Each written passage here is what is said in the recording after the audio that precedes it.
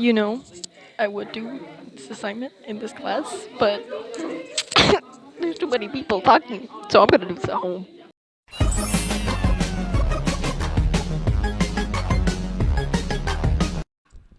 Hello, my name is Chloe, and I will be doing my It's Time to Duel assignment. What the fuck? Windows, shut up! Ahem, we're gonna ignore. Oh my god. Why am I getting so many pop-ups while I'm trying to record? That's lovely, you know? Anyways, hi. I'm never asked questions in class.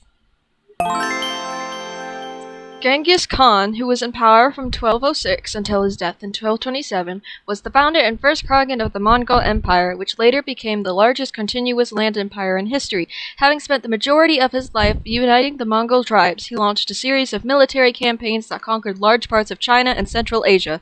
Khan was best known for unifying the Mongolian steppe under a massive empire that was able to challenge the powerful Jin dynasty in China and capture territory as far west as the Caspian Sea. I can't read. The Mongol Empire.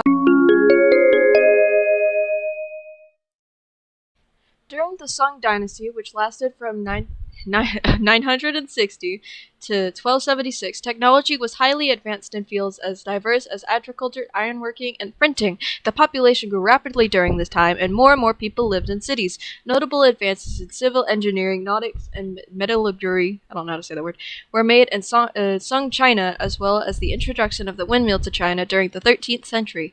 These advances, along with the introduction to paper-printed money, helped revolutionize and sustain the economy of the Song dynasty.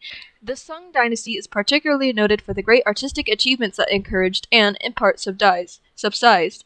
It had begun a renewal of Buddhism and of literature and the arts. Political corruption and invasions from external tribes and civilian uprisings greatly weakened the Northern Sung dynasty. Due to weak military strength, the Northern Sung was not able to withstand the invasion from the Jing dynasty.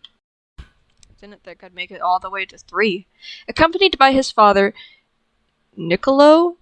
I'm gonna go with Niccolo, and his uncle Maffeo. Marco Polo, born c. 1254, died January 8th, 1324. Vincent. Wow, he lived far. He lived far. Vintian merchant and adventurer who traveled from Europe to Asia in 1271 to 95, remaining in China for 17 of those years, and whose Million, the Million, known in English as The Travelers of Marco Polo, is a classic of travel literature. The Travels is divided into 4 books. Book 1 describes the lands of the Middle East and Central Asia that Marco encountered on his way to China. Book 2 describes the China and the court of Kublai Khan. I couldn't find the other 2 books, but I feel like I'm going to be able to find them after this, so I'll just leave an editor's note.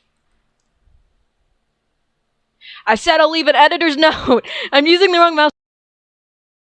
Mansa Musa was the 9th Mansa of the Mali Empire, which reached its territorial peak during his reign. Musa is known for his wealth and generosity. He has been subject to popular claims that he's the wealthiest person in history, but the extent of his actual wealth is not known with any certainty.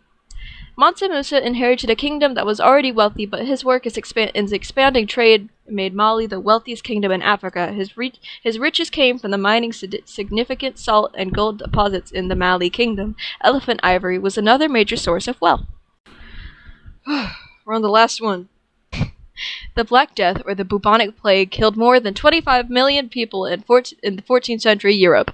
Yersinia pestis, the plague bacteria, can be easily weaponized as a bioterrorism agent. Early plague treatment is curative, but it's maybe I am dyslexic.